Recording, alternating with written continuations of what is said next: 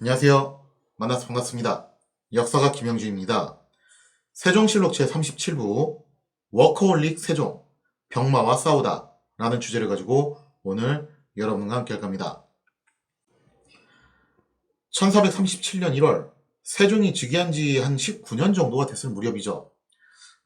이 무렵 돼가지고 세종은 신하들한테 그야말로 폭탄 선언을 하게 됐는데, 이게 뭐냐면은 자신의 업무 일부를 세자 이향에게 이관을 하겠다라는 뜻을 밝혔다는 거죠.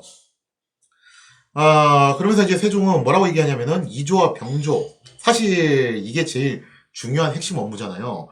이조와 병조의 중대사는 내가 직접적으로 관장을 하되 나머지 업무들은 모두 세자한테 맡기려고 하니까 신하들 의향이 어떤지를 물어봤다는 거죠. 근데 이거 어디서 들어본 말 같죠, 그죠? 어디서 들어봤냐면은 세종이 처음에 왕에 올랐을 때 아버지인 태종이 아직 살아계셨잖아요. 상황으로 물러났단 말이에요. 그때 권력을 그렇게 나눴어요. 주로 이조 병조의 핵심 사안들은 태종이 이제 그대로 주관하고 있었고, 그 밖에 나머지 일들을 세종이 하는 형국으로 갔다는 거죠. 그거를 본따서 이런 식으로 가겠다라고 그렇게 이야기를 꺼냈다라는 겁니다.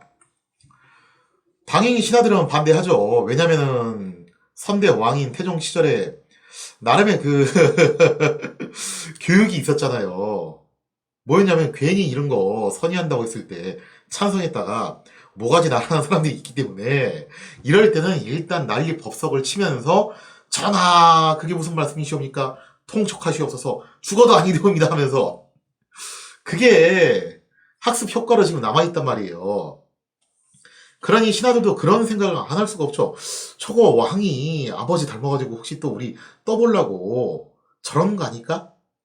그러니까 이제 신하들은 당연히 뭐라고 나올 수밖에 없냐면은 아직 전하께서 춘추가 한창인데 세자께 벌써 권력을 넘겨주는 것은 옳지 못합니다 하면서 만류를 했고, 그래서 세종도 이거를 관철이 시키지 못한 채 일단 넘어갈 수밖에 없게 되었다는 거죠. 자, 그런데 1437년 3월 27일 얼마 지나지 않아서 한 두 달밖에 안 됐죠. 세종이 또다시 세자하고 업무 분담을 하겠다는 의사를 밝히게 돼요. 그러니까 이게 그냥 허투루한 소리가 아니었던 게 굉장히 얘기가 자주 나와요. 잊을만 하면은 계속 나오는데 불과 두 달밖에 안 됐는데도 불구하고 이런 얘기가 나왔다는 거죠. 그래서 세종은 자기가 지금 병세도 좋지 않고 건강이 정말 안 좋으니까 이게 체력적으로 일하는데 부담이 너무 많다. 그래서 더 이상 지금처럼 일을 할 수가 없으니까 업무 분담을 해야 되겠다라고 그렇게 하소연을 했다는 거죠. 사료에 이렇게 써 있어요. 역대를 상고해 보면 혹은 순성으로 인하여 혹은 병으로 인하여 혹은 연고가 없는 때라도 태자가 정사를 듣는 일이 또한 많이 있었고, 그러니까 왕이 잠깐 좀 도성을 비우고 어디를 간다든가 왕이 좀 건강이 안 좋다든가 그럴 때는 물론이거니와 특별한 사유가 없어도 그렇게 이제 세자한테 경험치를 쌓게 하기 위해서 일을 시키는 경우는 있었다라는 거예요. 선유의 의논이 혹은 옳게 여기기도 하고 그르게 여기기도 하였다. 그러나 내 뜻에는 일에 해로운 것이 없다고 생각된다. 그러니까 이렇게 세자한테 일을 맡기는 거에 대해서 긍정적으로 보는 시각도 있고 부정적으로 보는 시각도 있기는 하다만 나는 뭐라고 생각한다. 별 문제 없다고 생각한다. 하물며 지금 한 나라의 정사를 모조리 세자에게 전하여 주고 방자하게 스스로 편안하려는 것이 아니다. 그러니까 세종이 이렇게 얘기한 거죠. 아니 그렇다고 해서 내가 하는 일을 전부 다 세자한테 짬 때리겠다는 게 아니고 좀 나눠서 하겠다는 거다. 근데 그게 그렇게 못할 말이냐. 그리고 이거는 나 혼자 편하자고 하는 게 아니라 세자의 경험치도 쌓고 나도 그런 식으로 올라온 거 아니냐. 그리고 내가 정말 몸이 안 좋아서 그러는데 나도 좀 요양 좀 하고 서로 좋자는 거 아니냐. 이게 도대체 왜 문제가 되냐 하면서 그렇게 하소연을 했다라는 거죠. 실제로 세종은 30 중반을 넘기면서 각종 병에 시달렸습니다. 대략 한 이제 제 나이 때쯤 되셔가지고 그야말로 이제 종합병원이 되신 건데 과중한 업무와 스트레스에 비해서 운동량은 턱없이 부족했죠. 사실 좀 찔리네요. 뭔가 지금 저를 두고 한 얘기 같기도 한데 아무튼 그러다 보니까 세종 같은 경우는 아마 모르긴 해도 비만 체형이었을 것이고 그래서 각종 이제 성인병들이 일찌감치 생겼던 것 같아요. 그리고 또 이제 중요한 게 뭐냐면은 왕들은 아파도 아프다는 얘기를 잘 못해요. 왜냐면은 요즘 대통령들도 그렇거든요. 요즘 대통령들도 아파도 아프다는 얘기를 쉽게 못해요. 뭐 보톡스 맞고 영양제 맞고 하면서 어떻게 해서든 버텨야 된다는 거죠. 왜냐면은 왕이나 대통령 이렇게 국가 지도자가 아프다는 거를 티를 내게 되면은 이게 소문이 퍼지게 되고 민심이 술렁이게 된다는 거죠. 심하게는 외국에서 이런 걸 감지를 하게 되면은 어떠한 외우가 닥칠지 모를 일이에요. 그러니까 왕들은 참 불쌍한 게 아파도 아프다는 얘기를 섣불리 못합니다. 애지간한 건 좀 참고 넘어가야 돼요. 그러니 오히려 더 병을 키우는 그런 사태까지 가는 경우도 왕왕 있었다는 거죠. 사례의 내용을 보면은 이렇게 써 있습니다. 이거는 뭐 이제 1년 정도 시간이 지난 다음에 나온 기록인데 1438년에 나온 기록이죠. 내가 전부터 물을 자주 마시는 병이 있고 또 등 위에 부종을 앓는 병이 있는데 그러니까 물을 자주 마시는 병 이걸 소갈증이라고 하고 이게 바로 당뇨병이죠. 그러니까 당뇨병을 앓고 있었고요. 등 위에 부종을 앓는 병이 있는데 그러니까 뭔가 몸에 자꾸 부종이 생겼다는 거예요. 뭐 어쩌면은 혈압으로 인해서 신장 질환을 앓고 있어서 이렇게 부종이 생겼을 수도 있겠죠. 이 두 가지 병에 걸린 것이 이제 벌써 2년이나 되었다. 그러니까 이 병 때문에 몸이 정말 좋지 않으니까 이미 그 전해부터 좀 업무 분담을 해야 되지 않을까 이런 얘기를 했던 겁니다. 그러나 그 병의 뿌리가 다 근절되지 않았는 데다가 이제 또 임질을 얻어. 임질은 요도 감염의 일환이에요. 이미 열 하루가 되었는데 변단 서무를 듣고 제거하고 나면 기운이 노고하다. 나 정말 건강 안 좋다는 것을 이렇게 장황하게 설명을 하고 있는 거죠. 그러니 이렇게 건강이 안 좋으니까 나 진짜 더 이상 일 못하겠다. 좀 이거 업무 분담하면 안 될까? 그렇게 이제 하소연을 하는 장면이 그 이후로도 계속 나온다라고 볼 수가 있겠습니다. 그러나 이번에도 신하들은 나라의 명이 한 군데서 나와야 된다. 이렇게 둘로 갈라주시면 안 됩니다. 하면서 절대 불가하다고 맞섰죠. 물론 이것은 당연하게도 태종 시절에 얻어진 학습 효과예요. 그래서 이제 뭐 나라가 혼란하고 어지러져서 이게 미래를 장담할 수 없는 그런 상황이라면은 만약을 대비해서 세자하고 권력을 나누는 거는 있을 수 있습니다. 실제로 그런 사례가 있죠. 바로 선조 때 일어났던 임진왜란. 그때 이제 선조하고 광해군이 본조와 분조를 나눠가지고 권력을 분담을 했잖아요. 그래서 그런 사례가 뭐 난세는 있을 수 있는데 지금 같은 이런 태평한 시기에 부자 간의 권력을 나누게 되면 오히려 이것이 화근이 될 겁니다라고 주장을 했다라는 거죠. 그러니까 이것도 크게 틀린 말은 아니에요. 신하들 입장에서는 불안하죠. 웬만하면 그냥 전학해서 다 하시죠. 아픈 것 좀 참고 하시면 안 되겠습니까? 어차피 내가 아픈 것도 아닌데 다 그런 거죠. 결국 이날도 세종은 자신의 의사를 관철하지 못했으며 이후로도 잊을만 하면 하여튼 이 얘기를 계속 꺼내요. 나 정말 건강 안 좋아서 그러는데 좀 일 좀 나누면 안 될까? 하지만 그때마다 신하들은 안 됩니다. 명령은 반드시 한 군데서 나와야 됩니다. 괜히 이거 화분을 만드는 행동입니다. 하면서 계속 완강하게 반대하기를 반복해 나갔다는 거죠. 이렇게 세종은 신하들의 강력한 반대로 인해 세자와의 업무 분담을 하지 못한 채 계속 이제 한 해 한 해 넘기게 됩니다. 그러면서 건강은 더 안 좋아지는 거죠. 물론 세종도 병에 좀 차도를 보이기 위해서 나름 노력을 해요. 그래서 뭐 경복궁, 창덕궁 여기로 오가면서 요양을 하기도 했고 종종 수양대군이나 안평대군의 집을 방문해서 휴식을 취하기도 했다라는 거죠. 그래서 이무렵 세종은 눈병 치료를 위해서 아마 이 눈병도 결국에는 당뇨병의 일환인 것 같아요. 그래서 눈병 치료를 위해서 초정리 약수를 찾기도 하는 게 바로 이 무렵의 이야기예요. 그래서 그 초정행궁이 있는데 이게 또 세종이 여기에 눈병 치료를 위해서 이 원천을 자주 방문했기 때문에 그때 당시 세종이 머물렀던 행궁이었죠. 아무튼 그렇게 해서 나름대로 건강 관리에 힘쓰기도 했는데 이게 도무지 차도가 보이질 않았다는 거예요.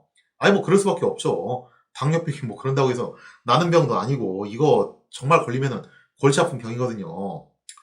사실상 이게 치료가 불가능하죠. 현대 의학 기술로도 치료는 안 되고 그냥 최대한 이제 완화시키는 정도, 좀 늦추는 정도 이런 정도밖에 못 해요.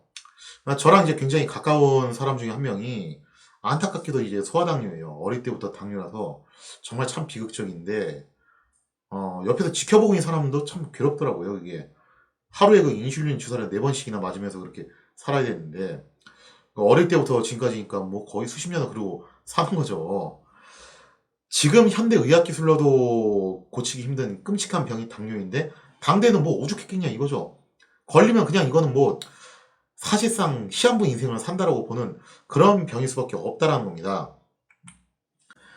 자, 그렇게 해서 이제 시간이 계속 흘러가지고 1442년 6월 16일이 됐습니다. 결국 더는 버티지 못한 세종은 이제 아예 선언을 해버려요. 나 더 이상 못 버티겠다. 외교와 군사 업무를 제외한 나머지 일들은 모두 세자한테 전부 넘길 거니까 너네 반대하지 말어. 그렇게 알아라고 그렇게 선언을 했다라는 거예요. 자, 사료의 내용을 보면 이렇게 써 있죠. 역대의 군주들이 세자에게 국사를 감독시키고 군대를 감독시키던 사람들도 또한 있었는데 세자로 하여금 모든 사물을 재결시키는 것이 무엇이 옳지 못한 것이겠는가. 그 옛날에도 이런 일은 얼마든지 있었는데 니들 왜 자꾸 반대하냐 하면서 이제 불평을 토로를 하는 거죠. 나의 뜻은 이미 결정되었다. 내가 이 말을 꺼내는 것은 그대들과 더불어 옳고 그른 것을 의논하려는 것이 아니다. 쉽게 말해서 토달지 마라 이거예요. 다만 그대들에게 이 뜻을 다 알도록 하는 것 뿐이다. 그러면서 완전히 선언을 해버리는데 여기서 좀 이제 감을 잡으신 분들도 계실 겁니다. 세종이 나이를 먹으면 먹을수록 확실히 이게 병 때문에 그런 건지 좀 히스테릭한 모습을 자주 보여줘요. 그래서 말년의 세종은 다소 좀 신경질적인 면모를 많이 보여주는 그런 모습들을 나타내거든요. 그래서 뒤로 가면은 세종이 그런 류의 말을 많이 해요. 야, 니들이 뭘 알아? 니들이 나보다 더 많이 알아? 이것들이 하라면 할 것이지. 까라면 까! 그런 식의 어법을 말년에 의외로 좀 많이 쓴다는 거죠. 그래서 이제 뭐 이런 공식을 수립하신 분도 계시더라고요. 이 공식이 100% 맞다고 말은 못하는데 하여튼 대강은 얼추 맞아요. 이게 뭐냐면은 어떤 왕이든지 간에 10년 이상을 집권을 하면요. 왕권이 공고해집니다. 그리고 20년 이상을 집권을 하면은 슬슬 이제 좀 뭔가 구멍이 생기기 시작한다는 거예요. 요즘식 용어로 따지자면 레임덕이죠. 실제로 세종이 이미 통치한 지 24년이 됐죠. 이때쯤 가면은 체력적으로도 많이 힘들어지고 진짜 몸도 많이 안 좋고 그러다 보니까 또 더구나 왕 노릇은 20년을 넘게 있는데 지금 정치 짬밥에서 자기보다 위인 사람이 몇이나 있겠어요. 그러니까 그 천하의 세종도 이때쯤 가면은 슬슬 어법이 니들이 뭘 알아? 까라면 깔 것이지. 이런 식의 어법들을 자주 쓰게 된다는 거죠. 자, 그러면서 세종은 이제 이렇게 얘기합니다. 내가 이런 결정을 내린 것은 단순히 내가 편하고 싶어서 그런 게 아니다. 정말로 건강이 안 좋아서 그렇다. 아니, 만약에 내가 이렇게 건강이 안 좋은데도 불구하고 무리하게 일을 하다가 갑자기 유고라도 생기면은 그게 더 큰 일 아니냐. 그러니까 그런 최악을 피하기 위해서 차악을 선택을 하자 하면서 신하들을 이렇게 설득을 했다라는 겁니다. 뭐 설득인지 선언인지 하여튼 그렇게 간 거죠. 결국 세종의 호소가 먹혀들게 되면서 세자 이향은 부왕을 대신해서 강물을 대행하고 종묘의 제사를 주관하는 등 조금씩 권력을 이양을 받게 돼요. 그러면서 이게 일을 하나씩 하나씩 던져줘요. 한꺼번에 다 주는 건 아니었고 하나씩 하나씩 던져주게 되면서 이제 세자 이향의 권력이 점점 이제 강해지는 모습이 나오게 되죠. 자, 그리고 1445년 무렵이 되면은 마침내 세종은 사실상 거의 모든 업무를 세자 이향에게 넘겨주게 됩니다. 그러면서 세자는 뭐 이제 섭정이나 다름없는 지위, 뭐 대리청정이나 거의 다름없는 지위에 오르게 되었다는 거죠. 물론 이때 당시 이런 결정을 내릴 때에도 신하들은 똑같은 소리를 해요. 명령이 두 곳에서 나오면은 훗날에 화근이 될 수 있습니다. 하면서 반대를 했지만 이제 세종 더 이상 신하들 말을 안 듣습니다. 막 신경질을 부리는 거예요. 야, 내가 진짜 몸이 안 좋아서 그렇다는데 니들 자꾸 이런 식으로 나올래? 그러면 콱 그냥 양해해버린다? 그러면서 오히려 막 역정을 냈다는 거죠. 자, 그래서 이제 신하들도 물러설 수밖에 없었죠. 왜냐면 당시 신하들이 볼 때도 세종 몸 상태가 진짜로 안 좋긴 했거든요.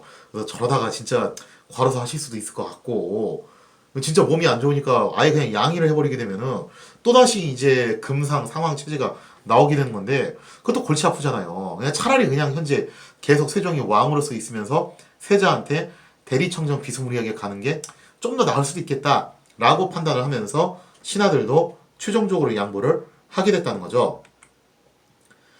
이후 세종은 어느 정도 업무에서 자유로워지게 됩니다. 그러면서 비교적 여유로운 생활을 할 수가 있었는데 그럴 것 같았는데 이게 또 그렇지 않더라고요. 역시 세종은 세종인 게 마지막까지 진짜 보통이 아니에요. 그럼에도 불구하고 세종의 병세는 크게 차도를 보이지 않습니다. 왜냐면 뭐 세종이 걸렸던 병들이 뭐 이렇게 좀 쉰다고 해서 나아질 만한 병도 아니었고 결정적으로 뭐였냐면요. 세종은 병석에 누워서도 끊임없이 새로운 아이디어를 찾아내면 바로 실행에 옮기는 그런 인력심이 엄청나게 강했던 전형적인 워커홀릭 기질을 가지고 있었다는 거예요. 쉴 때는 좀 팍 쉬어야 되는데 못 쉬는 거예요. 이럴 때도. 일 중독자죠. 어떻게 보면은 실제로 놀랍게도 훈민정음을 창제한 것도 바로 이렇게 병마하고 싸우면서 고생을 했던 요 말년 무렵이었습니다. 그런 걸 생각해 보면은 세종의 일 욕심은 그야말로 타의 추정을 불허한다라고 할 법도 하겠죠. 저도 이제 강의 같은 거 할 때 가끔 뭐 장염이나 감기나 뭐 그런 거 걸렸을 때가 있어요. 아주 큰 병은 아니지만 그냥 살면서 사소하게 걸릴 수 있는 병이잖아요. 근데 하다못해 감기만 걸려도 강의하기 정말 힘들어요. 그날 진짜 강의 좀 쉬고 싶다는 생각을 많이 하거든요. 근데 그놈의 돈 때문에 어쩔 수 없이 나가가지고 해야 되는데, 물론 이제 코로나 이전 얘기를 하는 겁니다. 요즘 같았으면 뭐 어림도 없는 얘기죠, 이거는. 근데 뭐 저 같으면 뭐 감기 하나만 걸려도 이거 어떻게 하면 좀 쉴 수 있는 근거가 되지 않을까 하면서 쉴 궁리를 할 텐데, 세종은 확실히 달라요. 그런 당뇨병이라는 무시무시한 병을 앓고 있음에도 불구하고 끊임없이 아이디어를 구성하고 일을 찾아가지고 본인이 스스로 해 나갔다는 거죠. 아무튼 병석에 누워서도 여전히 일 욕심이 넘쳐 흘렀던 세종. 곰곰이 생각을 해봅니다. 이 꼬장꼬장하고 말 안 듣고 잔소리 해대는 신하들 말고 내 지시를 충실하게 이행해줄 새로운 수족이 없을까 하고 고민을 하게 되는데, 그 결과 세종이 내린 결론이 뭐였냐면은 앞으로 자신이 추진하는 특별 업무, 특히 뭐 훈민정음 창지 같은 그런 비밀 프로젝트 있잖아요, 그죠? 그런 것들은 누구랑 같이 일을 하자, 바로 자신의 잘난 아들들하고 같이 하자라는 생각을 했다라는 거죠. 실제로 세종은 소원하고 심씨 사이에서 총 8명의 아들을 두었습니다. 세자 이항을 필두로 해가지고 수양대군, 안평대군 하나같이 다 총명하고 재주가 많았던 이들이었어요. 무엇보다도 세종은 자신부터가 양녕대군, 효령대군을 깍듯이 모셨던 만큼 어떤 생각을 하냐면은 당연하게도 내 아들들도 나를 본받아가지고 서로 우애 있게 행동할 거다. 그렇기 때문에 아들들한테 일정 부분 권력을 나눠준다 하더라도 서로 간에 형제 간의 불화가 일어나지 않을 것이다라고 굳게 믿어 의심치 않았다는 거죠. 이게 사실은 세종이 저질렀던 마지막 실수였습니다. 오히려 세종은 이런 좀 생각을 했던 것 같아요. 자신이 만약에 왕이 되지 못했으면은 지금 셋째 왕제라는 이유로 하마터면은 이런 능력을 제대로 펼쳐볼 기회도 얻지 못한 채 그냥 한량처럼 세월을 보내야 했을지도 모르죠. 사실이 그렇잖아요. 양녕대군이 그렇게 사고를 쳤어도 아버지한테 막판에 그런 식으로 대들지만 않았어도 어떻게 왕이 됐겠죠. 그럼 뭐 양녕대군이 왕이 된다면 얼마나 잘했을지 그건 뭐 잘 모르겠지만, 어쨌든 한 가지 확실한 거는 세종은 그냥 평범한 왕조로서 정치에 관여하지 않으면서 그냥 조용히 살면서 이 능력을 그냥 다 썩혀냈을 거예요. 따라서 세종은 자신의 아들들에게는 그러한 인생을 살게 하고 싶지 않다라는 생각이 좀 강했던 것 같습니다. 왜냐면 자기 아들들이 하나같이 다 똘똘하고 총명하고 야무지고 그러거든요. 그러니 이들을 적극적으로 활용하는 것이 국가적 차원에서 좋은 거 아니냐. 내 이 잘난 아들들을 다 그냥 구석에 박아놓고 썩히는 것은 그거는 국가적 차원에서 손실이다. 그러니까 우리 아들들을 어떻게 하자. 업무 분담을 시켜가지고 나를 돕게 하자. 그렇게 될 경우에 혹시라도 아들들이 권력의 맛을 들어가지고 서로 불화를 일으키지 않을까? 그거 걱정할 거 없어. 내가 내 형들하고 이렇게 잘 지내고 있는데 당연히 그거 보고 배우지 않겠어? 라고 그렇게 생각을 했다라는 거예요.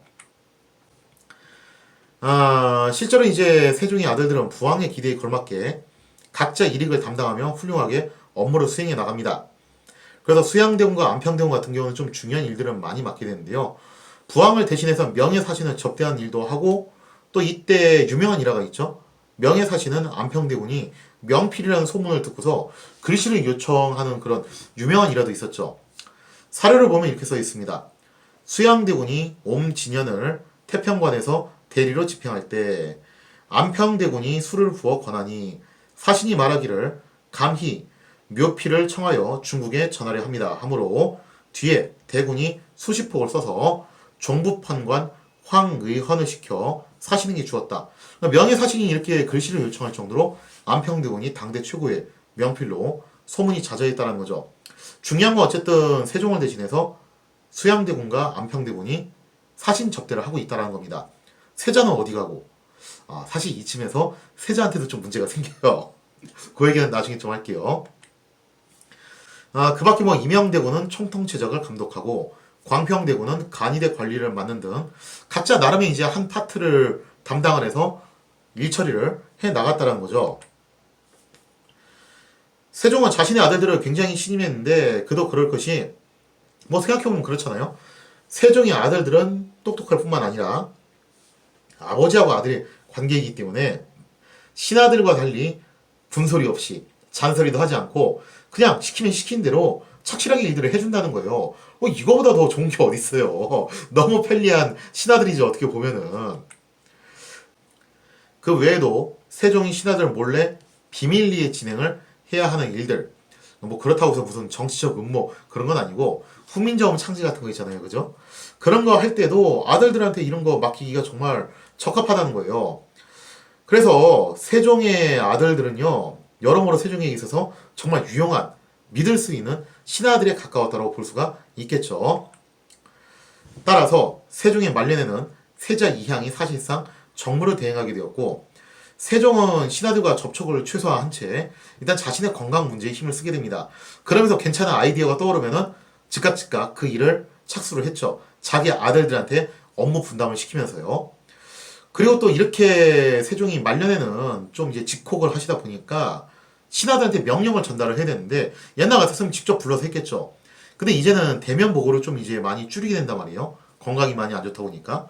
그래서 누군가를 통해서 대신 전달을 하는 경우가 많았는데 이때 세종의 명을 전달하는 역할을 맡은 사람들이 바로 누구였냐면은 수양대군과 안평대군이었어요.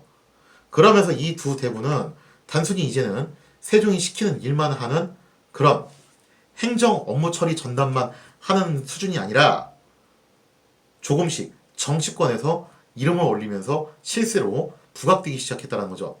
이대로 계속 가면은 수양대군과 안평대군은 독자적인 정치 세력을 갖게 될 확률이 높겠죠. 자, 이러면서 이제 세종의 말년 병마하고 싸우면서 그러는 와중에도 이제 워커홀릭의 기질을 다분히 발휘하시면서 보내게 되는데 이제 그 위대했던 왕의 시대도 슬슬 막을 내리게 됩니다. 자, 세종의 마지막은 과연 어떠했는가? 거기에 대한 이야기는 다음 시간에 이어서 계속하도록 하겠습니다.